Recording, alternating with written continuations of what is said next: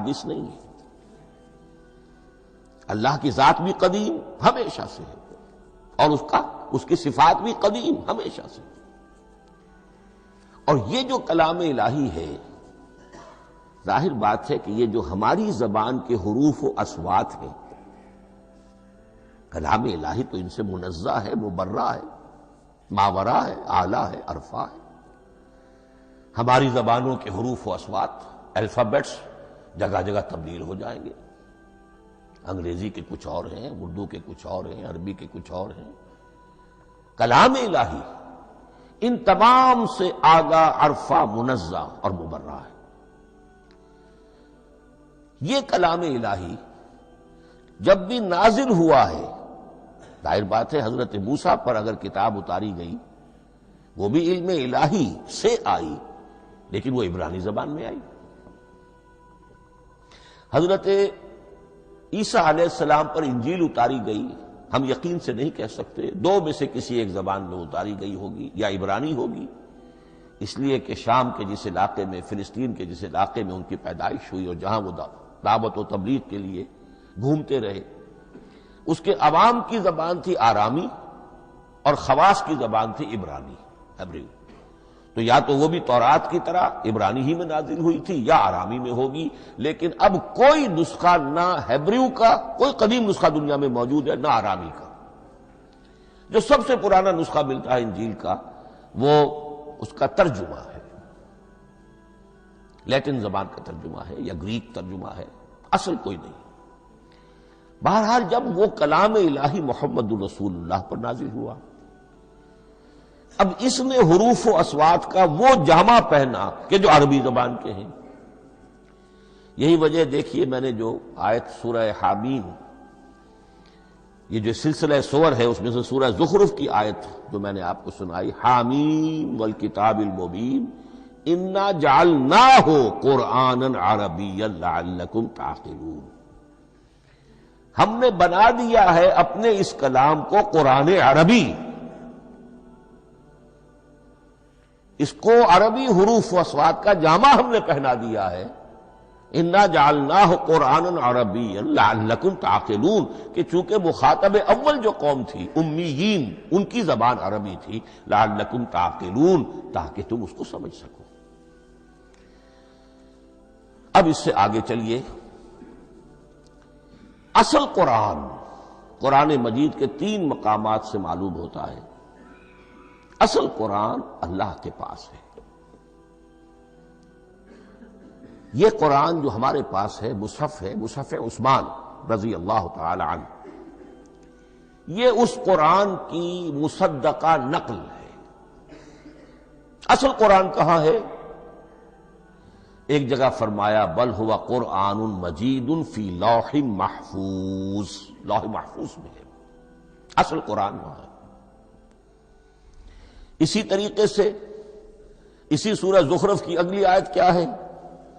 ہم نے اسے عربی قرآن بنا کر اتارا، لیکن اصل قرآن کیا ہے؟ وَإِنَّهُ فِي أُمِّ الْكِتَابِ لَدَيْنَا لَعَلِيٌّ حَكِيمٌ، حقیقت میں تو یہ ام الکتاب میں ہے جو ہمارے پاس ہے، اور علی ہے، بہت بلند، حکیم، بڑی حکمت والا، یا محکم، مضبوط۔ حکیم کے دونوں معنی ہیں۔ استحکام بھی اسی ہے کاف اور میم کے مادے سے بنا ہے، کسی شے کا پختہ ہو جانا، مضبوط ہو جانا، اور عقل کی پختگی وہ حکمت ہے، وہ دانائی ہے۔ اس اعتبار سے نوٹ کیجئے، اصل قرآن کہاں ہے؟ لوح محفوظ میں۔ اصل قرآن کہاں ہے؟ ام الکتاب میں۔ اسی کو کہا گیا ہے ایک اور مقام پر، فی صحف مکرمۃ مرفوعۃ مطہرۃ بأیدی سفرۃ کرام بررہ۔ یہ قرآن، اصل قرآن تو بڑے صحیفوں میں، ان صحیفوں میں ہے، ان صفحات میں ہے، ان اوراق میں ہے، جس کی شان کیا ہے؟ مکرمۃ، ان کی انتہائی تعظیم کی جاتی ہے، مطہرۃ، نہایت پاک صحیفے، فی صحف مکرمۃ مرفوعۃ بلند و بالا، مطہرۃ بِأَيْدِي سَفَرَةٍ کِرَامٍ بَرَرَةٍ، ان فرشتوں کے ہاتھ میں جو بہت باعزت، بہت اونچے درجے کے، ان کے ہاتھوں میں ہے۔ وہ لوگ ہیں کہ جن کی تحویل میں ہے یہ کلام پاک، فی صحف مکرمۃ مرفوعۃ مطہرۃ بِأَيْدِي سَفَرَةٍ کِرَامٍ بَرَرَةٍ۔ اب اسی کو بیان کیا ہے سورہ واقعہ میں، فلا اقسم بمواقع النجوم، تو نہیں، میں قسم کھاتا ہوں ستاروں کے ڈوبنے کی جگہ کی۔ وَإِنَّهُ لَوْ تَعْلَمُونَ لَقَسَمٌ عَظِيمٌ، وَإِنَّهُ لَقَسَمٌ لَوْ تَعْلَمُونَ عَظِيمٌ، اور اگر تم جان سکتے تو یہ بہت بڑی قسم ہے جو ہم نے کھائی ہے، بہت بڑی گواہی ہے جو ہم نے پیش کی ہے۔ اب تدریجاً اس کا انکشاف ہو رہا ہے۔ یہ آج جو تصور ہے بلیک ہولز کا، اس سے کچھ اندازہ ہوتا ہے یہ ستارے کہاں ڈوب جاتے ہیں۔ بڑے بڑے ستارے نسیم منسیہ ہو جاتے ہیں، ستارے نہیں، پوری گیلیکسیز اس میں گم ہو جاتے ہیں، وہ مقبرے ہیں بڑی بڑی گیلیکسیز کے۔ فلا اقسم بمواقع النجوم وانه لقسم لو تعلمون عظیم انه لقرآن کریم، یہ قرآن ہے بہت باعزت، فی کتاب مکنون، اور یہ اس کتاب میں جو چھپی ہوئی ہے۔ یہ لؤلؤ مکنون کا لفظ آتا ہے قرآن مجید میں، جیسے موتی ہوتے ہیں انہیں چھپا کر رکھا جاتا ہے ڈبیوں میں، مخملی ڈبیوں کے اندر موتیوں کو، اسی طریقے سے فی کتاب مکنون، لا یمسہ الا المطہرون، وہ صحیفے بھی بہت مطہرہ تھے اور ان کو چھو نہیں سکتے مگر وہی جو انتہائی پاک ہیں، ملائکہ مقربین، جن کے قریب سے بھی ہو کر معصیت یا گناہ کا کوئی تصور تک نہیں گزر سکتا، وہ ہیں جو اس کو چھوتے ہیں، ان کے ہاتھوں میں ہے، ان کی تحویل میں ہے۔ یہ ہے وہ چیزیں کہ جس سے اندازہ ہوا کہ اصل قرآن کہاں ہے۔ یہ جو ہمارے پاس ہے در حقیقت یہ نقل مطابق اصل ہے، مصدقہ نقل ہے۔ اب اس میں آپ سے عرض کر دوں کہ ایک بہت خوبصورت بات ہمیں جو ملتی ہے، تورات میں جو استثناء، جو صفر استثناء ہے، ڈیوٹرانومی، اس کے 18ویں باب میں 18ویں اور 19ویں آیات جو ہیں اس میں ذکر موجود ہے، میں ان کے لیے انہی کے بھائیوں میں سے تیری مانند ایک نبی برپا کروں گا۔ اللہ تعالیٰ کلام فرما رہے ہیں یہاں حضرت موسیٰ علیہ السلام سے، آج بھی موجود ہے اولڈ ٹیسٹمنٹ، ڈیوٹرانومی یا کتاب استثناء، صفر استثناء، اس کا 18واں باب، اس کی 18ویں اور 19ویں آیات، جب چاہیں جا کر دیکھ لیں۔ میں ان کے لیے ان کے بھائیوں ہی میں سے تیری مانند ایک رسول اٹھاؤں گا، میں ان کے لیے انہی کے بھائیوں میں سے تیری مانند ایک نبی برپا کروں گا اور اپنا کلام اس کے منہ میں ڈالوں گا، اور جو کچھ میں اس سے کہوں گا وہی وہ ان سے کہے گا۔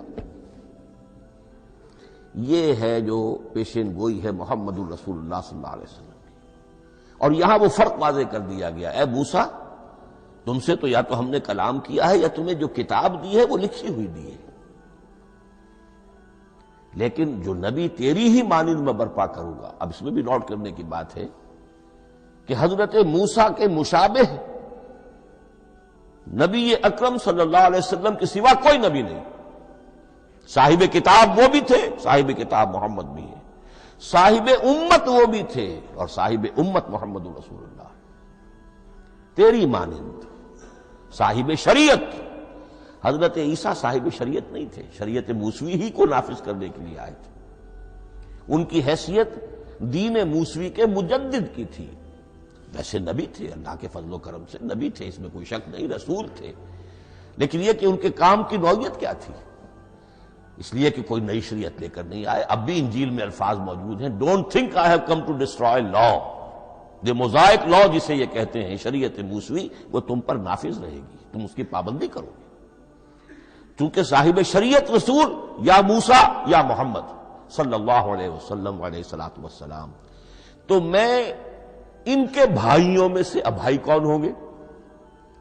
ظاہر بات ہے بنی اسرائیل، ان کے کزنز کون ہیں؟ بنی اسماعیل۔ بنی اسرائیلی تو جو بھی نبی ہے وہ انہی میں سے ہے، ان کے بھائیوں میں سے، تو بھائی تو ہوگا، ان کا کزن ہوگا۔ اب وہ کون ہے؟ بنی اسماعیل۔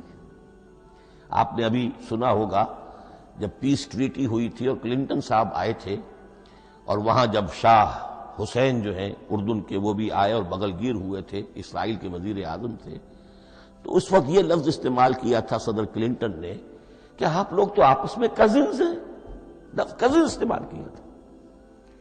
تو ان کے بھائیوں میں سے گویا کہ غیر اسرائیلی جو ان کے قریب ترین قرابت دار ہوں گے وہ بنو اسماعیل ہیں۔ تیرے مانند صاحب شریعت نبی میں برپا کروں گا، لیکن اس پر جو میرا کلام اترے گا وہ کس شکل میں اترے گا؟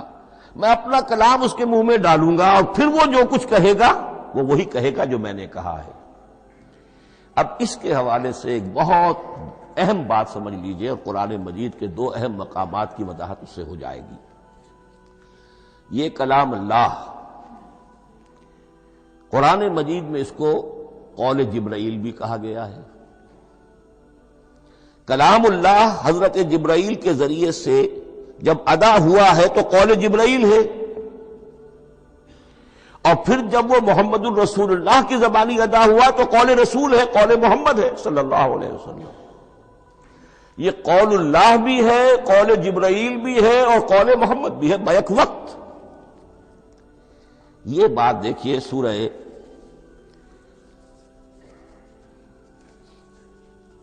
اذا السماء انفجرت، اس میں یہ سورت جو الفاظ آئے ہیں، انہ لقول رسول کریم، سورۃ تکویر، اذا الشمس کورت، انہ لقول رسول کریم ذی قوت عند ذی العرش مکین مطاع ثم امین وما صاحبکم بمجنون۔ یہ یہاں پر حضرت جبرائیل کا ذکر ہو رہا ہے۔ وما ہوا بقول شیطان الرجیم، محمد تک اس قرآن کو لانے والا تو وہ بلند پائے کا فرشتہ ہے، یہ کوئی شیطان رجیم نہیں ہے۔ اس لیے کہ مکے والوں نے کہہ دیا تھا ہو سکتا ہے کوئی بدروح آئی ہو محمد پر، اور اس بدروح نے کوئی الٹی سیدھی بات سکھا دی ہو، نہیں۔ انہ لقول رسول کریم، یہاں رسول کریم کون ہے؟ حضرت جبرائیل۔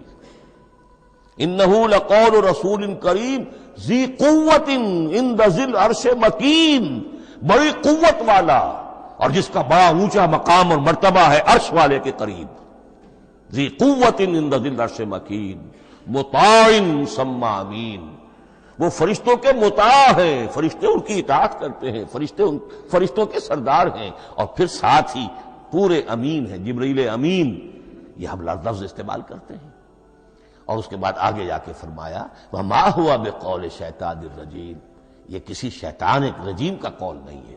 اب یہاں اس سورہ تکویر میں قرآن کو قول جبرائیل قرار دیا گیا، لیکن سورۃ الحاقہ میں چلیے، اس کے آخر میں آتا ہے انہ لقول رسول کریم وما ہوا بقول شاعر قلیلا ما تؤمنون ولا بقول کاہن قلیلا ما تذکرون تنزیل من رب العالمین۔ یہاں اب رسول کریم سے مراد محمد الرسول اللہ صلی اللہ علیہ وسلم، یہ کسی شاعر کا قول نہیں ہے، کسی کاہن کا قول نہیں ہے، یعنی جس کے زبانی یہ قرآن لوگوں کے سامنے آ رہا ہے۔ جبرائیل کا قول ہو کر تو محمد پر نازل ہوا صلی اللہ علیہ وسلم، لیکن اب لوگوں کے سامنے وہ قول محمد بن کر آ رہا۔ انہ لقول رسول کریم وما ہوا بقول شاعر قلیلا ما تؤمنون ولا بقول کاہن قلیلا ما تذکرون تنزیل من رب العالمین۔ تو قرآن مجید کلام اللہ ہے، پھر وہ قول جبرائیل بنا جب جبرائیل نے آ کر محمد کو سنایا، اور پھر وہ قول محمد بنا جب محمد کی زبان مبارک سے لوگوں نے اسے سنا، اہل عرب نے سنا، اور پھر وہ بات پھیلتی چلی گئی۔ اب آخری بحث اس موضوع پر جو ہے وہ یہ ہے، کلام الہی کی 3 صورتیں ہیں جو قرآن مجید میں سورہ شورى کی آیت نمبر 51 میں بیان ہوئی ہے۔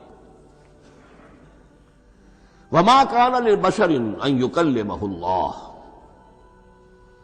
کسی بشر، کسی انسان کی یہ حیثیت نہیں ہے، مقام نہیں ہے کہ اللہ اس سے کلام کرے۔ یہ نہیں کہا کہ اللہ کے لیے ممکن نہیں ہے، نہیں، اللہ کے لیے تو ہر شے ممکن ہے، لیکن کسی بشر کا یہ مقام نہیں ہے کہ اللہ اس سے کلام کرے۔ مخلوق ہے، بشر ہے۔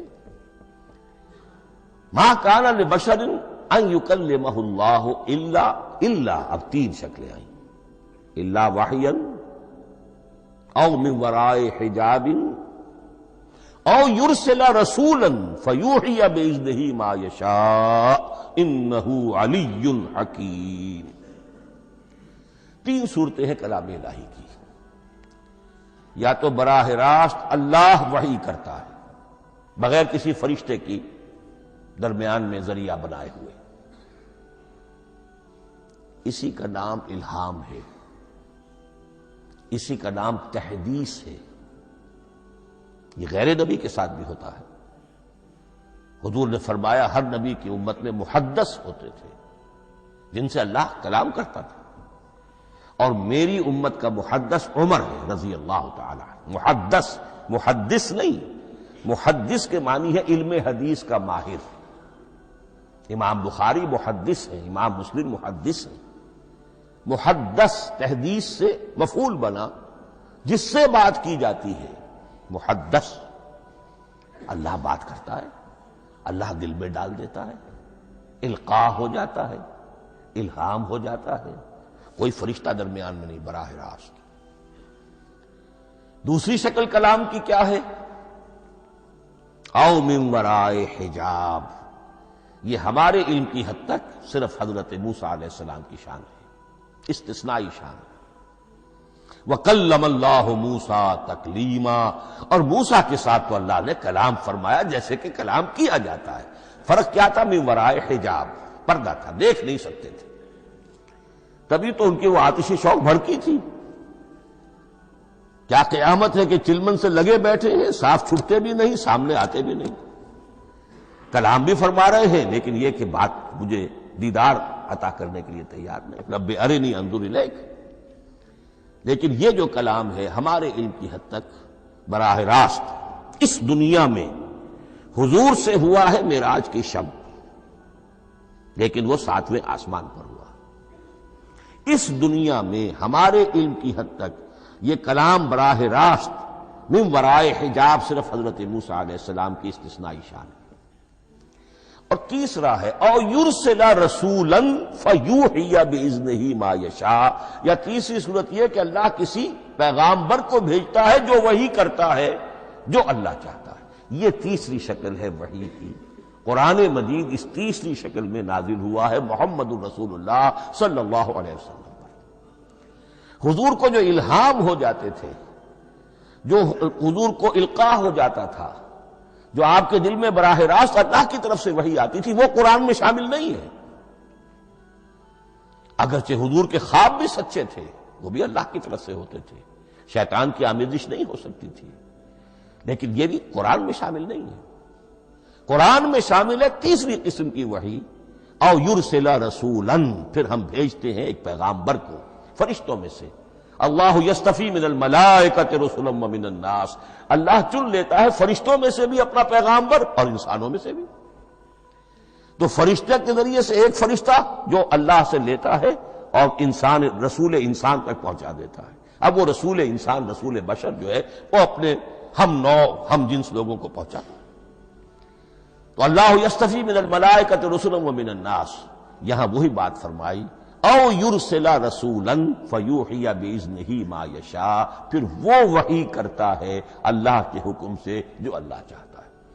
یہ کلام الہی کی یہ تیسری شکل ہے جو محمد الرسول اللہ صلی اللہ علیہ وسلم پر نازل ہوا، اور وہ ہے قرآن حکیم۔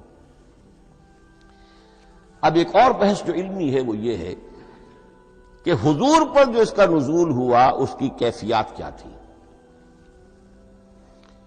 2 الفاظ استعمال ہوتے ہیں، انزال بھی اور تنزیل بھی۔ ان دونوں میں فرق کیا ہے اس کو نوٹ کر لینا چاہیے۔ لغوی اعتبار سے جان لینا چاہیے، نزل ینزل کسی کا خود اترنا، نازل ہونا، اترنا۔ انزل ینزلو، دفعتن اتار دینا، کسی اور نے کسی شے کو دفعتن نیچے اتار دیا۔ یہی مفہوم نزلہ کے ساتھ بے لگ جائے تو آ جاتا ہے، با کے ساتھ نزلہ بہی، یہ اتارنے کے مفہوم میں آئے گا۔